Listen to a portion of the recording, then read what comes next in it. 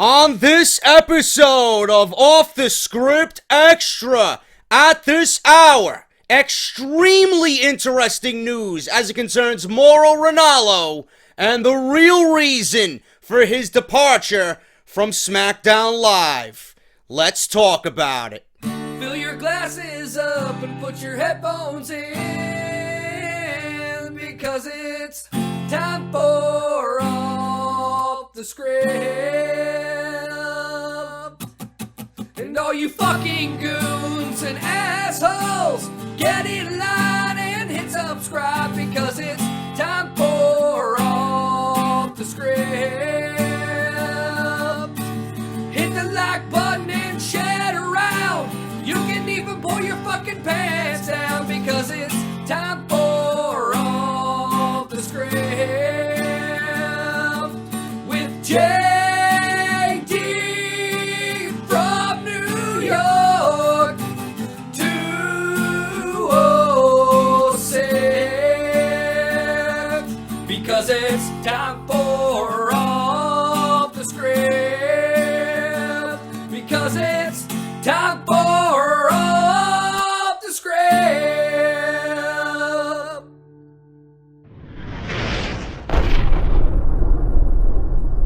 What is going on, guys? JD from New York here. Thank you so much for tuning back into the channel. April 25th, 2017. This is an extra Off the Script episode for you. And I got breaking news from Dave Meltzer of the Wrestling Observer newsletter as it concerns Mauro Ranallo and the real reason for his departure from WWE and SmackDown Live, man. And when you hear this, you're probably either going to be A, pissed, and B, not surprised whatsoever.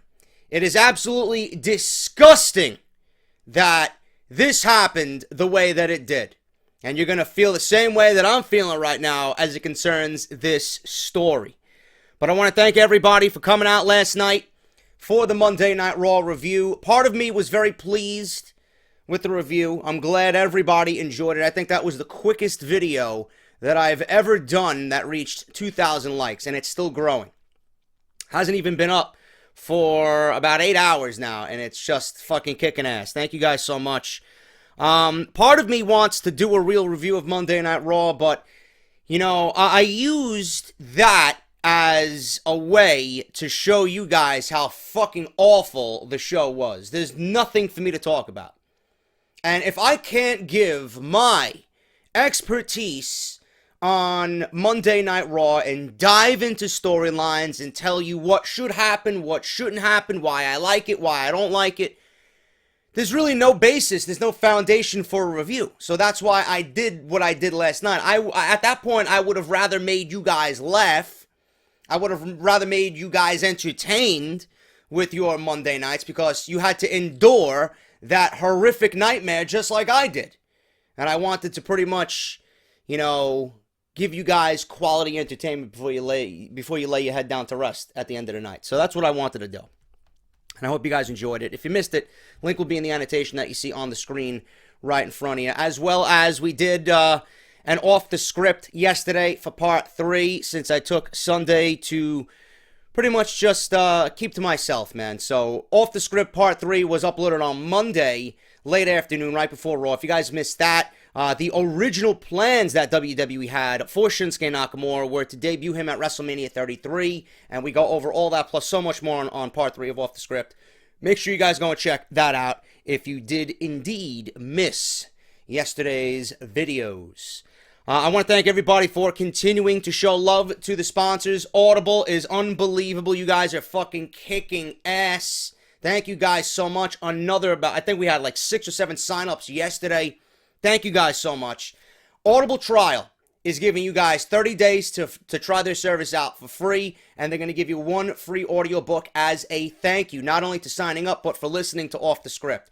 audibletrial.com/offthescript. 30 days to try it out. 1 free audiobook. Over 180,000 books to choose from, and a lot of you guys right now are cashing in on the hot AJ Lee book, Crazy Is My Superpower, man. Go get that book. Everybody's raving about it. It's controversial. It goes over her bipolar disorder and, you know, her life and time in WWE. Everybody loves it, man. So make sure you guys go and check that out. Compatible with iPhone and Android if you guys want to check it out. audibletrial.com/offthescript. Absolutely amazing way to support the show, and you're not even doing anything, man. You're signing up, you're getting something for free, and if you guys cancel within the 30 days, you're going to get to keep that book no matter what. Also, barbershopwindow.com. We are an official partner of Barbershop Window and Pro Wrestling Tees. barbershopwindow.com/offthescript for your official JD and Off the Script merchandise. $19.99. They ship worldwide. 9 different designs on there. Make sure you guys look good and support the best fucking podcast right here on YouTube.com when it comes to WWE. And finally, the absolute best way to support this show is through Patreon. Patreon.com/JD from NY206. $1 a month goes a long way, man. Thank you to everybody that pledged last night after the Monday Night Raw review. I greatly, greatly appreciate it. And I thank you guys so much, man. April was our biggest and best month yet. We're looking to continue that going into May. So thank you guys so very much for your passion and dedication and love for what I do right here on the channel. Let's get into this story, man. Mauro Ranallo, and this is going to be the only story that that we go over today. I had something else in mind, which I think I'm going to push back to tomorrow. We got exclusive news on Vince McMahon wanting a WWE draft in 2017, even though we were told we're not going to get one, and that's the reason why we got the Superstar shakeup. But it all revolves around a draft, and the draft is going to revolve around Matt and Jeff Hardy. So we're going to talk about that tomorrow on top of some other things that were recently reported as of last night. So look forward to that tomorrow. Another Off the Script extra video coming at you as always. But I watched this movie twice over the weekend because it's one of my favorite Jim Carrey movies. And there's a scene in the movie that just goes perfectly with what we are about to read here. And let me raise the volume on this so you guys can hear it. Listen to this. Let me say. And the truth shall set you free. The movie's fucking classic, man. One of my favorite Jim Carrey movies of all time, man. Liar, Liar. And that 1 5-second clip goes so well with what we're about to talk about here. And it's Mauro Ranallo. Now, when Mauro Ranallo left the company, many believed it was mostly due to the JBL bullying rumors, which everybody thought, both on camera and behind the scenes in WWE. When Ranallo sent an email statement to Newsweek, he said that he had left WWE, but JBL was not the reason. Very, very political. You know, WWE tried to reach a settlement, and I believe they did reach a settlement with Mauro. You know, to pretty much come clean, saying that JBL wasn't the reason, and I'm not going to talk about it no more. Me and WWE parted ways respectfully, and I'm going to do my thing, and I'm getting, you know, my contract up until August. He's going to remain under contract with WWE till August. He's getting a nice little severance to not speak about this, probably not even after his contract is up. WWE just wants to sweep this under the rug, okay? So JBL wasn't the reason. Now, that's completely bullshit, and you guys know that, because if JBL was not the reason, Mauro wouldn't be throwing shade on Twitter. Mauro would have came out on Twitter immediately and said, you know what, JBL was not the reason for what happened. He would have immediately said it on Twitter instead of ignoring it and speaking indirectly about the issue. And he came out and said that, you know, his disorder was, you know, thrown off course and out of whack because of what was happening. He retweeted everybody about the JBL situation when JBL was, you know, brought up. He always talked about it. He always retweeted people. You know, it was just one of those things where if it was not JBL, he should have immediately and would have immediately come out and say, listen, something else happened. I'm not feeling too well right now. I'll be back to work soon. But that wasn't the case. So now he comes out to Newsweek and issues a statement saying that JBL wasn't the reason. Bullshit. WWE is doing everything that they can before this thing blows up in their face and creates a PR nightmare. Now it turns out that there might be a lot more to this bullying story that just JBL and Vince McMahon might have a lot to do with right now. And this might be the cause of Mauro Ranallo's exit from Smackdown Live. The Wrestling Observer newsletter and Dave Meltzer reports that the big reason that JBL began relentlessly bullying Mauro Ranallo was because of none other than Vince McMahon. Vince McMahon was behind all of this. He didn't like the way Mauro called matches on Smackdown Live. That is absolutely fucking ludicrous. You're gonna bully somebody and you're gonna have him lead an unhealthy life and bring out his disorder and throw his life out of whack because you don't like how he calls matches in WWE? So instead of being a boss and being respectful to your employees, you know, the right thing would have been Vince take Mauro to the side, tell him how he wants things to be done, and Mauro either listens or he walks away. Now that's what a real employee would have did. That's what a real employee or boss would have did for his employee. I don't understand why Vince McMahon has to act like a fucking schoolyard bully and use his power as CEO and force people out, and especially in this case, in an unhealthy situation, in an unhealthy way. That is fucked up. Absolutely fucked up. All because he didn't like the way Mauro called matches on SmackDown Live. Now, this is very interesting since one of the things that JBL bullied Ranallo about was him talking about winning the Wrestling Observer Announcer of the Year award in 2016. Dave Meltzer is the most well-known name in this part of the community. When news breaks, Meltzer is always at the top of the list, and people always mention Dave Meltzer. He's got the in, he's got the no. People go to Meltzer number one. So when Mauro gets an award from the number one man in that circle for news and rumors and everything wrestling, I mean, that's a huge accomplishment. That means the best in his field, the best at what he does, is recognizing someone else to be the best in what he does. I would take that to heart. That would make me proud. If Dave Meltzer came to me or on his show and said, Off the Script with JD is the best fucking podcast associated with news and rumors that isn't well known, I would take that to heart. You know, somewhere, a fucking asshole would be jealous, and they'll start talking shit about me based off of them being envious and jealous, just pure hatred, because it's not happening to them and it's not being said to them. You know? So, look at it this way. Vince and his ideal of a perfect announcer is Facefuck Phillips and Michael Cole, right? But being that Mauro isn't Vince's guy, Mauro is not doing the job Vince McMahon wants, and he's being recognized for it because he's not a WWE guy. Internally, Vince takes this and says, fuck that, he isn't one of us, I'm gonna force him out.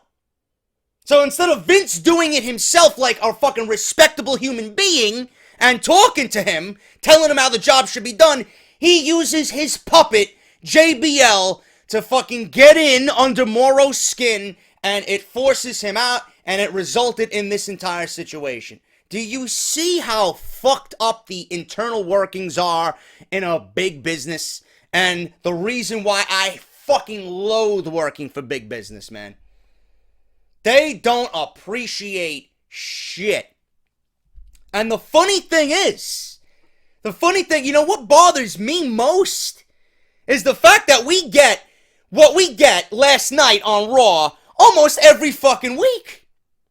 We get that type of garbage every fucking week. I don't know if you guys watched. I don't know what it was. I think it was when Corey Graves was talking about Kevin Owens and Chris Jericho. When they had the camera shot on all three, Booker, Michael Cole, and Corey Graves. Michael Cole, while Corey Graves was explaining, had his head down like this. You know, as if he didn't even want to be there. He didn't even want to be there. He either knew the show was a complete pile of garbage, and the dumpster match was used as a metaphor for what that show really was. Somewhere in that dumpster must have been the script of the fucking show, because this show was completely fucking garbage. Or Michael Cole has fucking Vince McMahon yelling in his ear about what to do and what not to do. Absolutely ridiculous. And the fact that Mauro and Daniel Bryan did the Cruiserweight Classic, and that was the absolute best duo for an extended period of time. For 10 weeks, we got the best commentary that WWE has given us in a very long time. And you gotta go back to the Jim Ross and Jerry the King Lawler heydays in the Attitude Era. Now, I don't understand why we are on two different sides of the spectrum. If you are WWE, why are you giving us different tastes all over the map? You watch Monday Night Raw, you get something different. You watch Smackdown, you get something different. You watch NXT, you get something fucking completely different. You watch the Cruiserweight Classic, what the fuck is this? And why aren't we hearing this and seeing this on the main roster? You ask anybody about the Cruiserweight Classic and the presentation that it was and the commentating that we were given, 10 times out of 10, you would say, I wish we had this type of commentary on Monday Night Raw. How could you be Vince McMahon and not be impressed with what Mauro and Daniel Bryan did as a duo during the Cruiserweight Classic? What was so wrong about what Mauro did on SmackDown Live? All because you didn't like it? So you mean to tell me Vince McMahon is that fucking egocentric that he will be willing to jeopardize his product because it's not what he likes? I'm not even talking about the fans. I'm talking about taking people who are the absolute best at their job and putting them in a position to make your company thrive and be the best that it could be. That's not Vince McMahon's ideology? Well, I don't like it. Get him out of there. He sucks. Get him out of there. This guy ain't doing what I want. Get him out of there. Meanwhile, he's the best at what he does. That does not make any sense to me whatsoever. And the fact that that's the way this company is run, you gotta look at this and you gotta read this. How can any aspiring commentator want to go to WWE and deal with this bullshit? You'll be old and gray before this guy fucking drops dead and Triple H takes over the operation and gives us the presentation that we seen during the Cruiserweight Classic with Daniel Bryan and Mauro Ranallo. You know? If I was given an opportunity to go to WWE and Ring of Honor, you know, how the fuck would they take me? How would I even get in the door? Why are you going to handcuff somebody while he is the best at what he does? You already have Michael Cole twice. You have him in Tom Phillips and you have Michael Cole himself. Why do you need a third Michael Cole? God forbid you give us something different on a show that presents nothing every single week. We get the same bullshit every fucking week. Scripted, garbage, stale, uncreative, lazy, no enthusiasm behind it. Everything just reeks produced. God forbid you have somebody on this fucking roster, somebody in a position like Mauro, to give a show some fucking liveliness, some enthusiasm, some spunk, life. Bring the matches to life. No, he's doing it all wrong. He's doing a shitty job. We need to get somebody who sounds like a goddamn fucking robot while I scream at him in the headset. You know? Oh, you can't say draft. You can't say belt. You can't say title shot. Do you see how fucked up this human being is? Do you see how fucked up Vince McMahon is? How can that be good for the company? How does anybody deal with that? This is his company. By all means, do what the fuck you want. But he has something clearly wrong up here. Clearly wrong up here.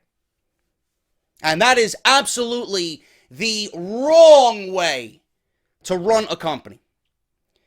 Now, the report indicates that Mauro was hired by WWE to come to the company and be himself while calling matches. He was himself. He was himself calling matches. He did it on the Cruiserweight Classic with Daniel Bryan and received critical acclaim for his work. But Vince McMahon doesn't watch the Cruiserweight Classic. He waited for it to be over and then seeing who the fuck it is, 150 pounds. What am I going to do with these fucking guys? And then you see what they did with them. He also did it on Smackdown Live, and it was a refreshing change from the typical commentating that we've seen on Monday Night Raw. Mauro Ranallo is more than half of the reason why Smackdown Live was the better show in comparison to Monday Night Raw every single week. So you could probably even attribute this to Vince McMahon wanting to make SmackDown worse than Monday Night Raw because they were outdoing Monday Night Raw and continue to do so every single week. Now, however, it sounds like Vince McMahon clearly was not a fan of Mauro Ranallo. After a few months of Mauro Ranallo calling SmackDown Live, Vince McMahon wanted him to change his style and call matches more like Michael Cole does on Monday Night Raw.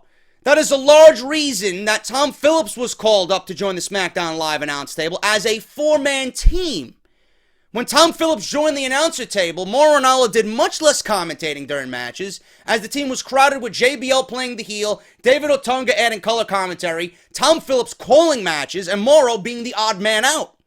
The word is that the move was done because Vince McMahon was frustrated because he didn't care for Ranallo's style, even if the fans and critics everywhere enjoyed it.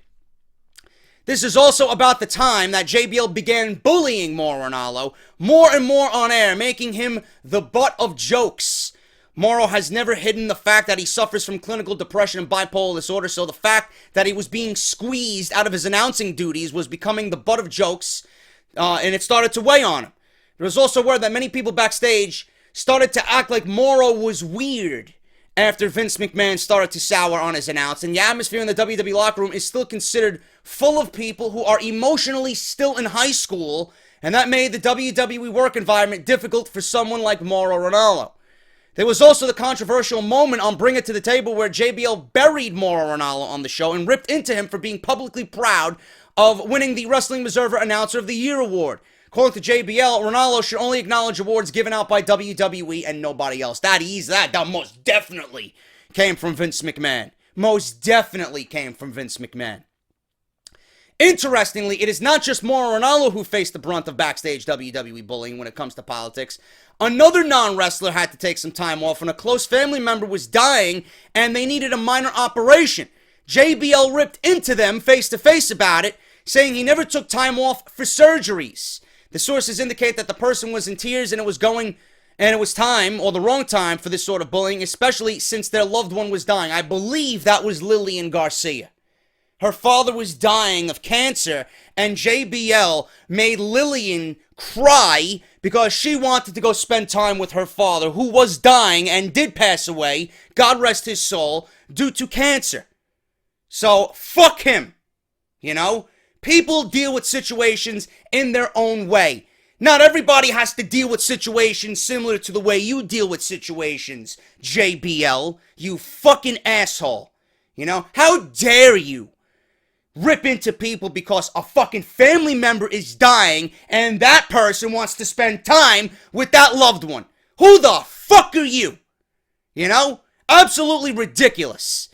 The name of this person was not listed, but There are some thoughts it might have been Lillian Garcia, whose father died and has since left the WWE. Mauro and Lillian Garcia have said nothing about their reasons for leaving the company, but it's believed that both signed confidentiality agreements to leave their contracts and not speak disparagingly about the WWE. What a fucked up situation. And I hope this clears up a lot of things. I seen this in my newsletters, and I had to fucking report this. I had to push whatever I was talking about, or whatever I was going to talk about today, to Wednesday. So that's the reason for Mauro Ranallo's departure. Yes, JBL is still a fuckhead. Yeah, this guy sucks. You know, yes, he should be gone from WWE. But in the grand scheme of things, JBL was used as nothing more than a mere puppet because Vince McMahon was the one who ordered Mauro Ranallo out instead of being a true boss. A 71-year-old man acting as a fucking schoolyard bully in high school forced Mauro out because he didn't like his commentary style. That's a reason to get rid of one of the best, if not the best voice in sports for play-by-play. Good job, WWE. You just made the fucking list. And I don't mean that in a good way, like Jericho. It's not a funny way. This is at the top of their list of fucking blunders that WWE made that nobody will ever understand. That is ridiculous. Absolutely ridiculous. And I hope this story sheds some light on everything. I hope you guys are just as angry as I am about this shit. Tom Phillips will never replace Mauro Ranallo. Michael Cole was never able to replace Jim Ross. And the same thing is going to happen with Tom Phillips. And, you know, I'm not a huge fan of Tom Phillips, but I don't mind Tom Phillips. But there's no way that Tom Phillips would ever and is ever going to replace the voice of Mauro Ranallo. So, unless you are a robotic goon and you are a Michael Cole clone, you will never be successful as a play-by-play man in WWE. Point proven here with Mauro Ranallo. Anybody different, anybody that has a different style, anybody that adds refreshing excitement and liveliness and fucking, and just life to the product, you're looked down upon. If you're Michael Cole and you're boring and you don't talk about the matches and you don't get anybody over in a way that Mauro Ranallo does it, you're doing the right way. You're doing the right thing. You're going the right way about it. Absolutely. It's the reverse. It's like a fucking bizarro world, like fucking Seinfeld. You remember that episode of Seinfeld where Elaine is in the bizarro world and she finds people just like Kramer and Seinfeld, you know, and George? Exact opposites, you know? This WWE is the bizarro world. That's the best way for me to put it.